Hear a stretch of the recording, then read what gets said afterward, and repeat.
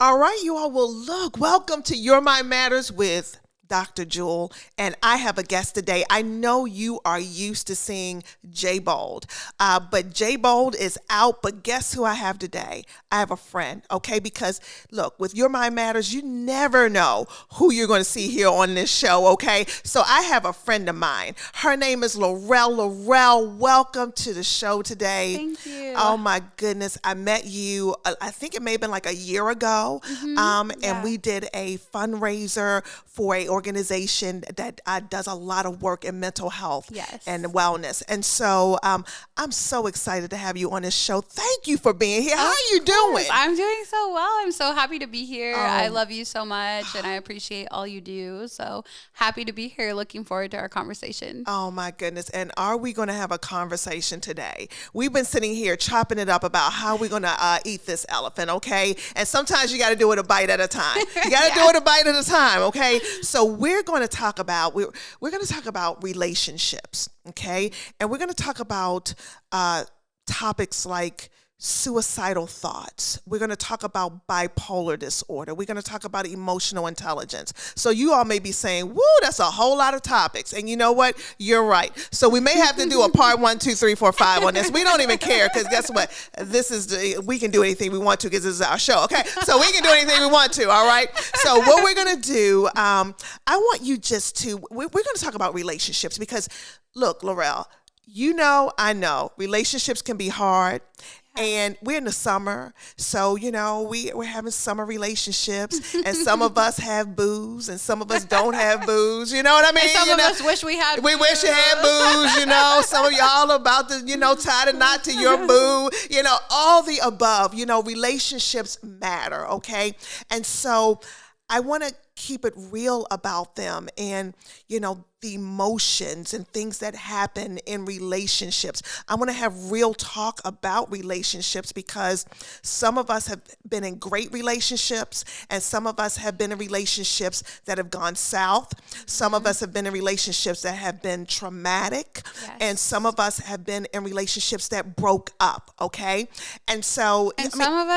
some people have never been in relationships and that causes all kinds of emotions. Oh my and lack of emotions. So all the things, whether you've been in a relationship or you haven't, relationships are real. Some desire them, some don't. You never know why, but we're going to talk about that. Touch on it. That's major right there. Yeah. Oh my goodness. Because it's real. You may not have been in a serious relationship or at all. And you're like, man, I want it. And then some of you like, I really don't want it. I mean, and then you're demonized and made to feel like something's wrong with you. So, love and belonging is a part of life. It is. And I mean, but some people struggle with that for many reasons. All right. Yes. So, that's a whole nother thing we need to talk about. Yeah. But I want to talk about your relationship, and kind of what led you on this mental health journey. All right. Okay. And it started with a relationship that ended, okay? So I'm not going to steal, Laurel, your testimony, but let's talk about it. It's going to start from there, and then we're going to go off on a journey wherever it leads us, all right? Yeah, so, Laurel, the ball is in your court. Yes. Tell me about who you are, why you here, what's your passion, and tell us about, relationship. So my name is Laurel, and I just turned 31 on Tuesday. My Proverbs 31 year. Yes. Anyways, so I grew up in St. Louis, Missouri, and I moved around quite a bit, but I moved to Tennessee when I was going into, I think, the 8th grade. And so I've lived in Tennessee most of my life now, and I absolutely love it. I lived in Nashville for 7 years. Most of my 20s were spent in Nashville. And then about 2 years ago, I moved back to Franklin. So I live in Franklin now. And but I am passionate about people and Jesus and how he changed my life. My life testimony is God's redeeming love. I'm proof that no one is too far for God's mercy, love, and redemption. I'm also a huge advocate for mental health awareness. We have not been given a spirit of fear, but of love and of power and a sound mind. And there was a time in my life where I did not have a sound mind. mine, and God restored that. Cognitively, what he restored is miraculous. I am a living miracle. And I also am celebrating this September. I'll be 7 years sober. Woo! Thank you. Yes, so happy, sober, stable, living it up to the fullest. I love my life. And I think the beauty now about where I'm at, we'll talk about emotional intelligence and different things, is that for me, where I'm at this point in life, there is zero residue of my past on my life. I've done pretty much quite a lot of work. things, we were a little buck wild in my past, had a lot of pain and heartbreak and things and traumatic situations and, abuse and all these things that I've went through. But yet God, that doesn't define me. So there's zero residue of that on me now. And I know exactly who I am and I know exactly whose I am. And I genuinely love who I am. And I know that sounds so simple for me to say, but I want you to know that took probably about 7 or so years of going through trauma therapy, dealing with all the things, looking at the things, sitting with them, processing them, giving them to the Lord, allowing him to heal me, learning how to receive love, learning how to believe it. You have to receive it to believe it, So it's a process, but it is possible. And so that's just a little bit about me. I'm currently in school for massage therapy. I go to a holistic school in Brentwood, and I love it. And the Lord called me to do that. I was traveling abroad in Israel and Jordan, and I was praying about what to do when I came back. I knew I wasn't called to join another ministry. I had been a part of one for 5 years, served full time for 2, and the Lord actually gave me a word about refreshing those that serve others in the hardest places. And then as I did school more, I really learned that what I want to do is use massage to work with survivors of abuse and trauma and to help reconnect and reintroduce them to their body through safe and intentional loving touch. So that's kind of me in a nutshell. Love it. Many layers. Many layers. But as far as relationships go, so 31 now. Rewind to little baby 18-year-old Lorelle in high school. I was in a relationship. I had just stars in my eyes. I thought, this man is my husband. He loved the Lord. Like, I love the Lord. Like, just all about it. And when that relationship ended, how long did you have it? 2 years, I would say. Okay. Yeah. And I knew that person when I was younger. I had a really big crush on them, and we got reconnected. And then I was like, this is like my teen crush, and now I get a date. Was he prom? Was it prom date? Was it all the things? No, he was actually older. So gotcha. Okay. But yeah. You got all the proms and everything going on. But he was your high school boo. Yeah. Okay. I dated him like my 2 senior years. year and then afterwards. And so we dated for about 2 years. And when that relationship ended, something in me broke. I just shut off all emotion. And I was like, you know what? I'm going to do everything that if he ever found out about, he would never want to be with me, because that way there would be no false hope in my mind that we could get back together. Cause there would be spouts where he'd threaten to break up with me, and then we want it. And then he'd be like, well, I'm going to, or then he would break up with me and be like, I don't know what I was thinking. And then actually, there were other things that were said about his mental state that were shared to me in confidence that then made me feel kind of responsible for him. So it wasn't super healthy because we were just young and didn't have the tools, but it definitely, I'm glad it didn't work out. And, I bless him. He's well off, married, doing well in life, so no hard feelings there. But for me personally, as a young woman, I was just devastated. I was crushed. But my nickname when I was younger was Tuffy Mouse, because I was the youngest. I was the baby girl, but I was really tough. And so they would always call me Tuffy Mouse because I was really little, but I'd say, I'm not little, I'm big, big, big. I'd always say that when I was younger. So I kind of have this mentality of no one can hurt me. I'm gonna, take control of that. And so the very day that we broke up, and this time, he was like, it's for good. I actually ended up smoking weed that night. And so was that your first time? First time ever. I always knew at a young age, I was like, I feel like I have an addictive personality. So if and when I were to ever do drugs, I kind of made this pact. I would only do something natural like weed, and I should never try anything beyond that, because if I did, I'd probably chase that high and it'd get really bad. Okay, Lorelle, yes. I got a question. Yes. Because it's for you. Okay, so you decided. Yes. I know, it's so silly. Listen, no, we don't talk about this. Okay, I'm going to do weed. Okay, Lorelle, how'd you know where to go get it? Well, I know some of you are like, like, so I'm not trying to help you to facilitate this, so but how did you do that? I knew someone close to me that used quite frequently. Okay, so gotcha. I So that felt wasn't hard. safe to do it with them, because I knew it wouldn't be like, I knew they had a reliable source, and I knew I could do it in their house, and I knew it would be safe. So it was accessible. Yeah. That's. I mean, that we need to hear that. Yeah. Okay. So it's way more accessible than people think. Like family members, aunties, uncles, anyone, they all smoke weed. Like they have it. Like if you want it, you can find it, and they're gonna encourage you to do it. And it's not that easy. Like it's not like you have to go to the corner store. You can find it. It's gonna be there. And like it can even be safe people that go to church, people that influence you. Like it's all around. It's there.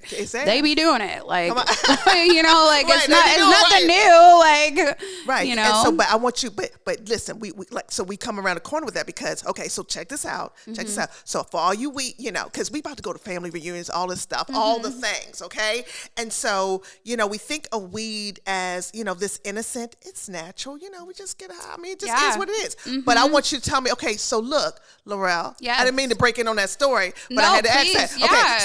So but you smoke weed. Yes. All right. Next, come on. Let's go down that road. Yeah. So I started smoking weed, and then I started going to the clubs in Nashville. Like every weekend I was there, and then started dancing. I started becoming like really promiscuous, like very much. Like I think I was probably dating like 5 guys at once, and I would tell guys, look, I'm emotionally unavailable. I just want to have fun. Don't get attached to me.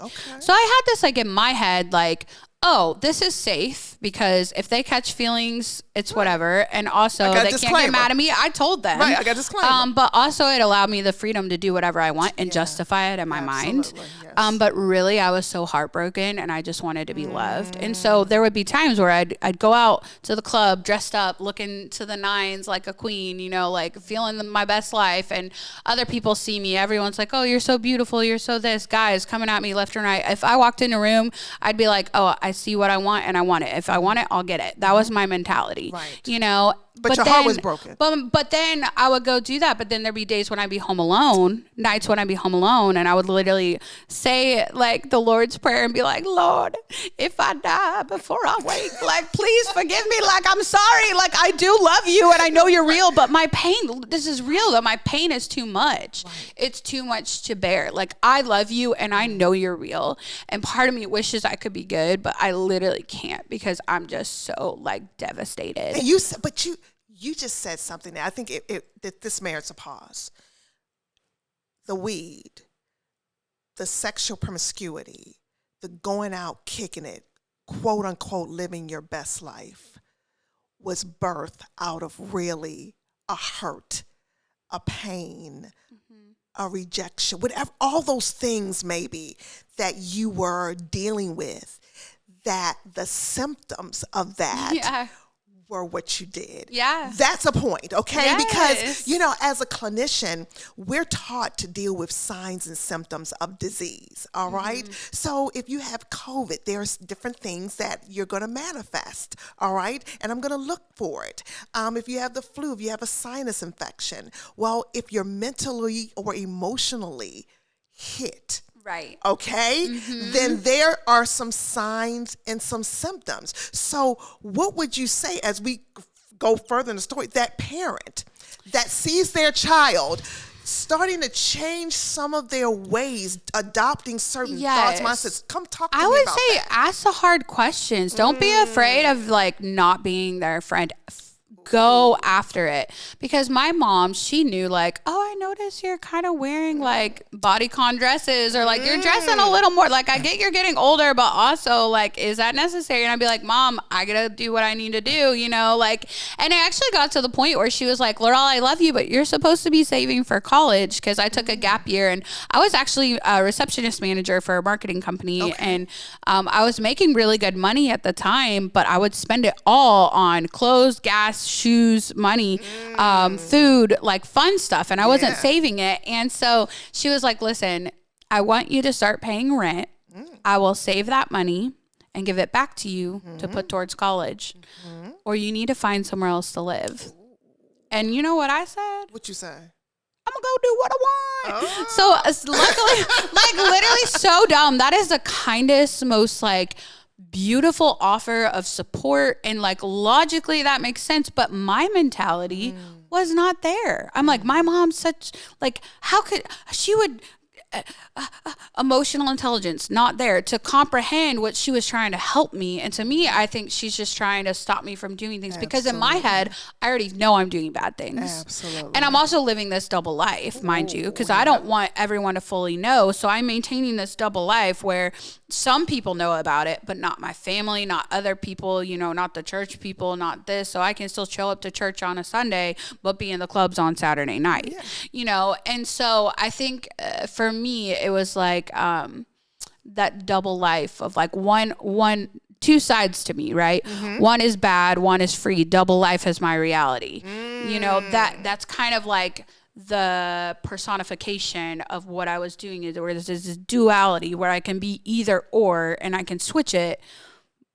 But that's such a hard place to be, because then it leaves you when you're alone of, but which am I really? And which do I really want more? That's right. And what is real truth? And depending what substance you're using or who's speaking to you. My mom's telling me I'm beautiful, I'm loved, and I'm safe. That's one thing. If a man who wants something from me is telling me I'm beautiful and I'm wanted, that's another thing. Which side is it feeding, and which truth is it nurturing? You know? Oh yeah, absolutely. You said a whole lot there. Okay, so I want to kind of role play a little bit. Okay. I'm Lorelle, your mama. Okay. You said, ask them the hard questions. Yes. Okay. So I'm out here kicking it. I'm you. Okay. I'm you 1820. All right. Yeah. All right. So what questions, now that you look like, what questions could you, mama, ask me, Lorelle, at that age? Because somebody may be saying, Lorelle, what do I need to ask? Like, what do I say? Like, how can I not? Because you all are a little temperamental, and then you're going to get all defensive and start acting all up. Like, how do I come? What do I say? Well, I think more than asking when they get temperamental, don't take it personal.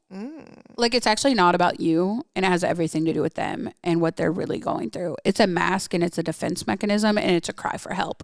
I would say the more angry and the more pushback they get, probably the more hurting and the more broken they are. Oh, that's a good point. You know? That's good. But so how could you start engaging? If someone's like, okay, Laurel, tell me what to do, because my child is doing all of that. Okay. Yeah. Tell me what you're going to say. Okay. You're mama. I'm Laurel. What are you going to do? Okay. Give me a question. I think if I'm mama, hey, Laurel, oh, that's an interesting outfit you got on. Like, you know, is that really the style? Is that actually, this is what my mom said. Is that the message you're trying to present to the world right now? What message are you trying to send? Okay. And I'm Laurel. Not projecting, but she's like, what message are you trying to send with that? Like, and I'm Laurel. What you mean? Like, what you trying to say?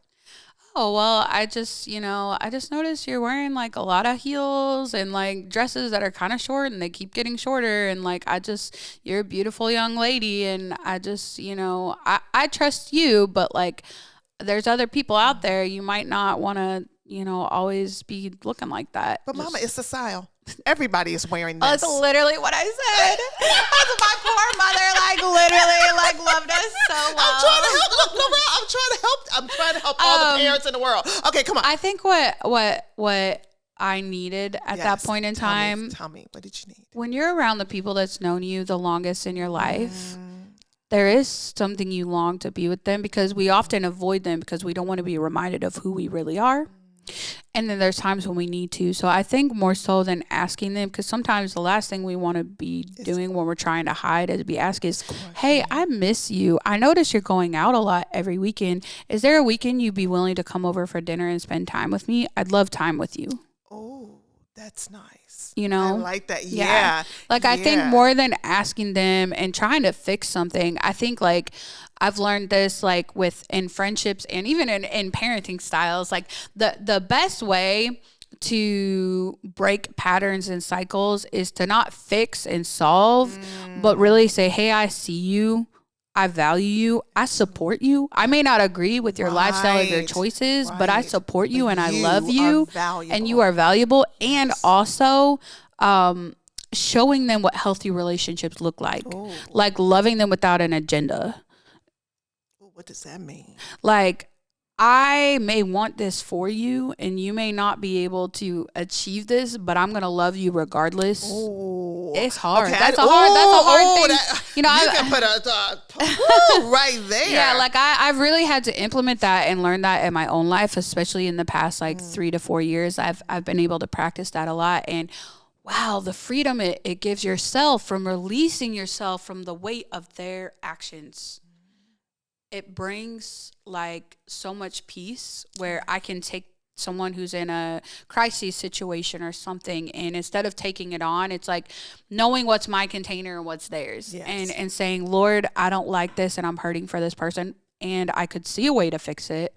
However, I trust you, so I surrender this to them, and I'm going to believe that when they're ready to reach out or when they're ready to really hear, I'll be there, but I'm not going to give them unsolicited advice if they're not asking for it. I got a question for you. That's good. Tell me this.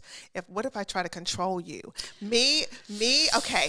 So you're Lorelle. Okay, I'm switching it back again. Yeah. You're Lorelle and I'm mom. Okay? Mm-hmm. And I'm like, you can't use my car. You don't need to go out. You can't go out. Oh yeah. So what does that? What does that do? So bringing it back to you can't live here. If you don't start paying rent. You know what I did? I found a family friend. Mm-hmm. They had a place out in the country, like a detached studio apartment, and their family was so kind and let me rent it for like really inexpensive. Mm-hmm. So it actually was worse because then I had full freedom to do whatever, and I had nobody I had to hide anything from. So I literally was like, peace out, like love you, bye. But like I literally then I would say that's when everything kicked even to higher gear. Oh, so those ultimatums, that control, I'm going to put the vice grip of control. Yeah, ultimatums are the worst. You should never give an ultimatum. Like honestly, I think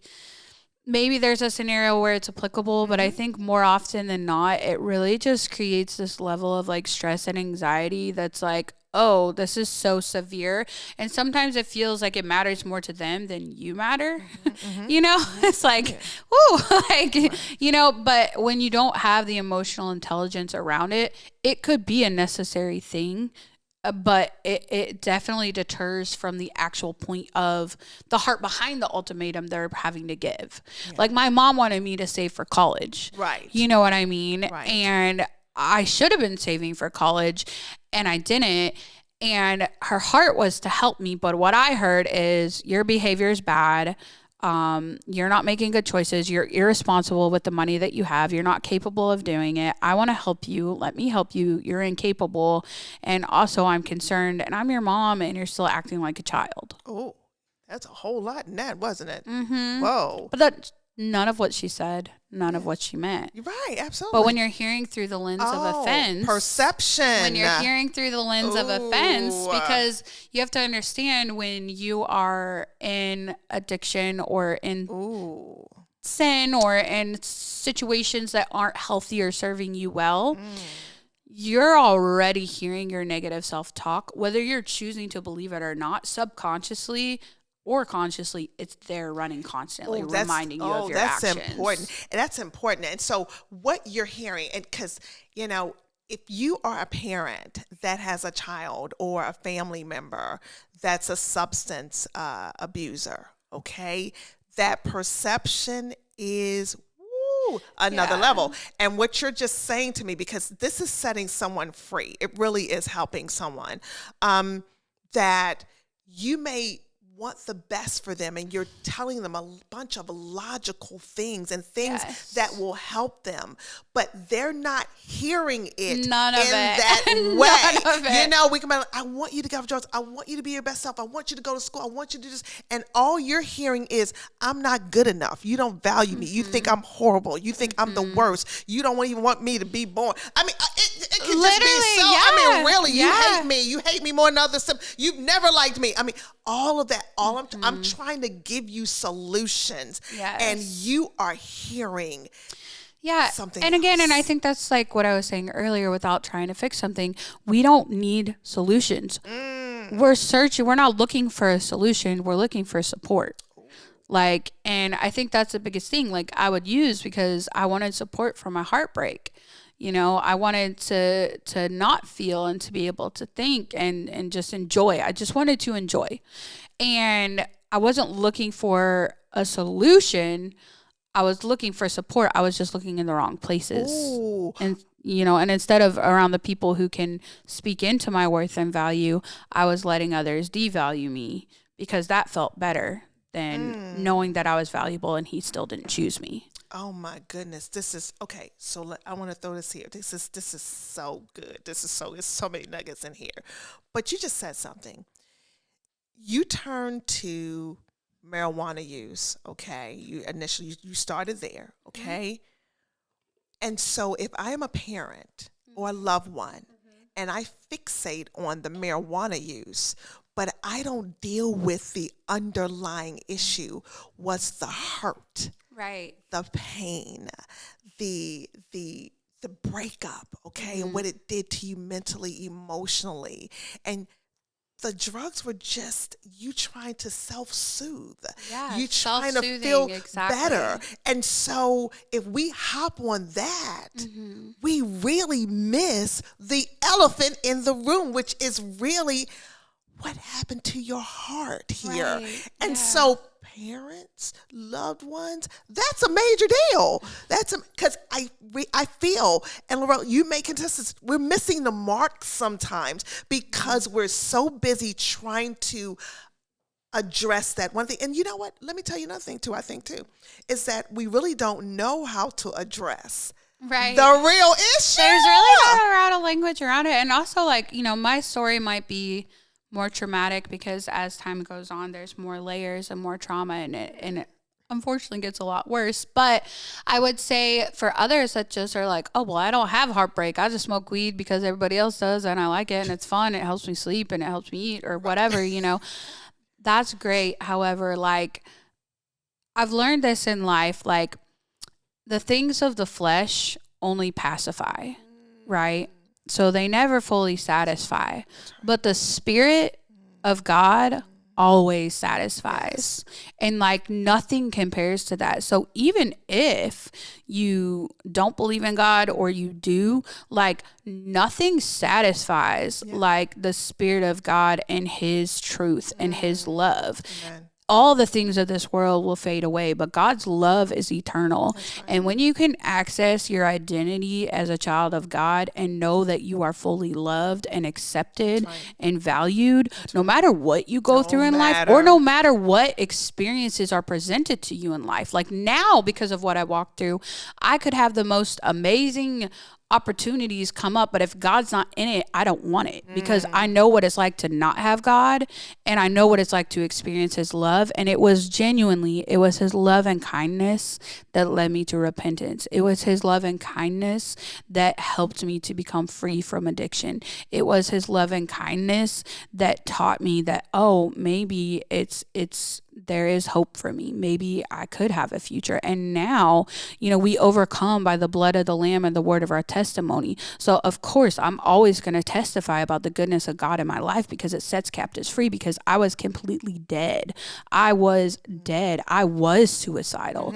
There was no hope for me. I was living in a group home in my 20s, going to a day program from 9 to 3, learning about mental illness, literally so depressed, hated my life, having suicidal suicidal ideations about when I could go home, what I could do, how I could do it, if I should do it, because I had a close family member that had passed from suicide. I didn't want to put my family through it, but I was so desperate. Yeah. I was even considering putting my family through that again, because I literally I hated who I was. I was getting sexually abused on daily. So then I would go out to smoke weed to deal with the abuse that was going on. And then, having to hold that in to protect other people. Instead of protecting myself, I'm more concerned about protecting my abuser. Right. Because again, when you're a victim of abuse and neglect, you just think like, oh, well, and you're like, oh, it happened again. I guess it's my fault, when it's not. And it's just so many factors that you never know, even family members and people. Like, you may see them in recovery, you may see them going through things, but you don't fully know the full story. And here's the thing, you will never fully know. That's right. That's right. Because you know what? Sometimes they don't even fully remember. Sometimes they don't even know. There's things now. There's things I actually recently, there's certain things I've blocked out that I'm getting ready to process through my own trauma therapy with brain spotting and different things. Because once you get healed enough, then you can go back to those layers and re-deal with that, make that body brain connect, And so I think for me, it's just one of those things where like it's so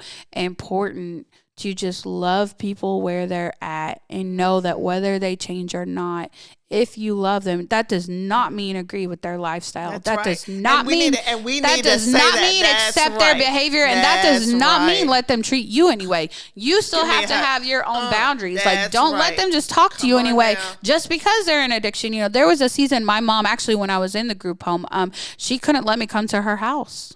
And she had to give me tough love. And that was the most heartbreaking, hard thing for her, to do that. She was like, I can't trust her because she's using again. But she didn't know the fullness of what was going on, and I couldn't really tell her, and so, all the things, but yet it was getting to that place of desperation because she had to give me that hard love, that actually led me to the point where I was at a therapy every week. They were like, you're so insightful, you're so in depth. I'm like, thanks, I know, like that doesn't help me, And she was like, let's make a goal every week. And I was like, okay, my goal, work on my spiritual life.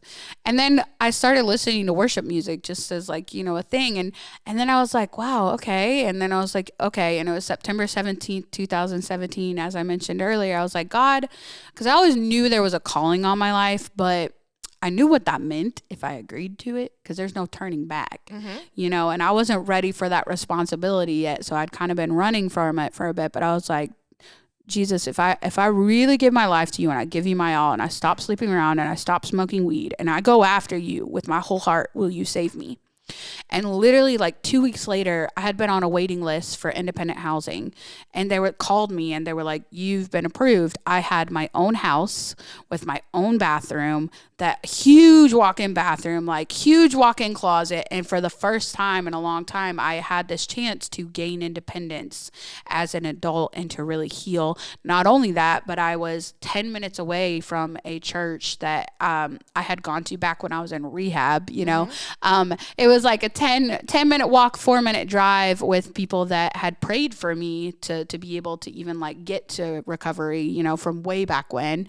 And it was just this beautiful gift from the Lord. Like, he literally rescued me, like picked me up out of abuse, toxicity, all those things yet again, and put me in a place where I could really allow him to speak his truth over me and speak his love over me, and to really go to the hard places. And in those seasons of life, it took years. There was actually a person named Courtney, and Courtney, wow, she was a fireball for Jesus. She'd tell everyone about Jesus no matter how much they loved her, but she had a crazy testimony of drugs, and she had an abortion when she was younger, and it was a druggie and all these things, and then Jesus saved her, and then she turned into this crazy, beautiful, radical, love everyone you meet. I've never met anyone who just loves everyone and no judgment. And she was married. I mean, stunning, most beautiful person you've ever met, inside and outwardly.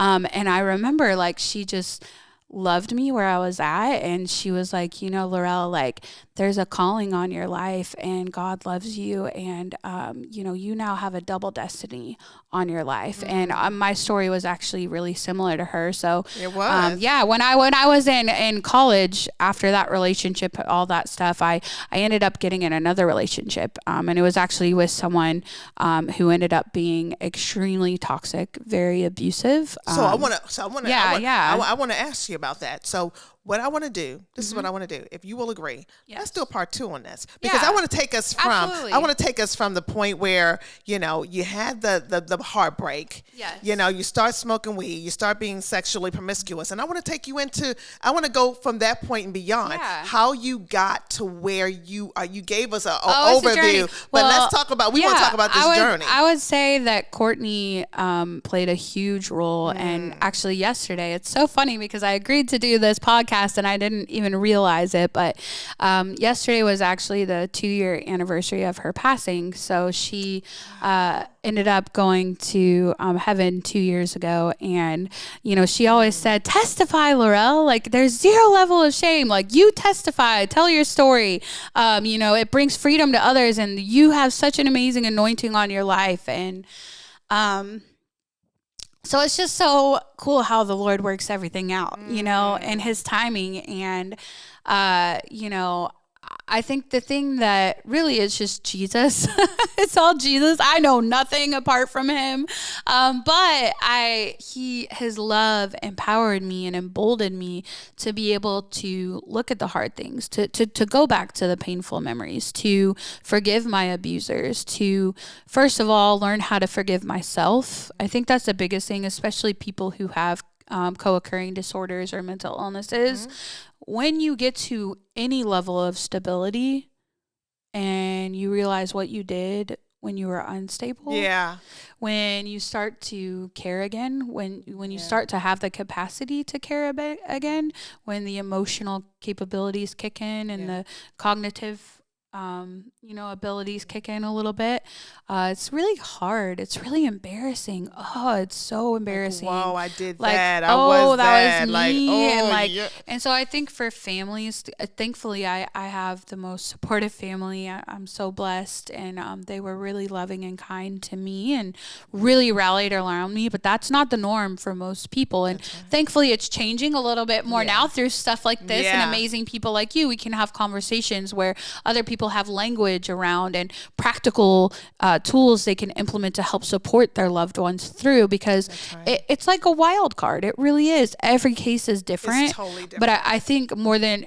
importantly than anything is don't shame them, and also keep your process, because their process was theirs. And I think for those that did have mental illness and things too, like for me, be wary of making it all about you, because yes, it was about you, but your family had to go through a lot of things. I think about my brother who visited me on his 9th birthday in a psych hospital because he wanted to see his sister. I think about my sisters who didn't know if I was going to be alive or not because I'm running around with a gang in Nashville. And in my head, I was just with the motorcycle club, but really it was like a very dangerous gang. I'm just saying, like, there's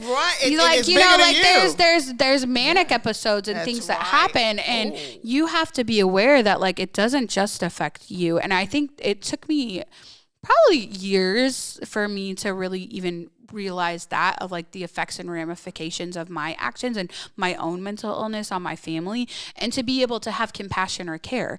I really didn't care about what they went through because I was just trying to deal with what I went through. Absolutely. And trying to understand. Yeah. And I think now I can start to have those things. And I think going to counseling too is a big thing. Like I'm even, about to go to counseling with my mother to help have language and talk about, hey, like when we were going through things, were you aware of this? And I understand you felt this now, but I felt this. And, I was forced to have an abortion in college, and the loss of that child really was the onset for the continual addiction in my life, and also for the real trauma and the devastation and the grief of that caused years of mental illness. That's what triggered the psychological breakdown, and that's what triggered me getting diagnosed with bipolar 1 at 20. Absolutely. And that's important. So this is what I want to do. I want us to come back and talk about that, because if you look at previous episodes of Your Mind Matters, you will hear about bipolar disorder. We talk about it. So what we're going to do, we're going to come back in part 2, and we're going to flesh out bipolar disorder, how how that diagnosis came into fruition. Okay. Your journey with that, because we want to talk about these things, because again, some of the symptoms that you're seeing could be an underlying mental illness. That's what we're talking about. Yes. When you're dealing with addictions, when you're dealing with the fact that it's a comorbidity, when we say that, we're talking about sometimes how high blood pressure and diabetes and eye disease and kidney disease go together. Well, it could be the same thing in mental health when we deal with substance use disorder. We deal with depression. We deal with, possible bipolar disorder, anxiety. Some things run together, all right? And so we have to make sure that we can tease out those things and let you know that, hey, if you see some of these things, it could be an underlying mental illness. And so driving it, okay? Some of the things that you go through in life, the stressors, can kind of exacerbate or be the catalyst for you seeing that mental illness, okay? It could be just lying dormant, but that one hit, that one trauma causes that thing to come into fruition. So we're going to come back on another episode of Your Mind Matters with Dr. Jewel, and my buddy Lorelle is going to come back, and we're going to chop it up a little bit more about what all of this means in your life when you start dealing with suicidal thoughts, all of those things. We're going to tease it out a little bit, because your journey could be someone else's journey. And you know what, man, God uses testimonies to help us to be a blessing to one another. So look, we hope you got something. Hang on in there. Come back to part 2 of Your Mind Matters with Dr. Jewel. Lorelle, thank you so much. Let's do it again. All right. You all take care. Peace.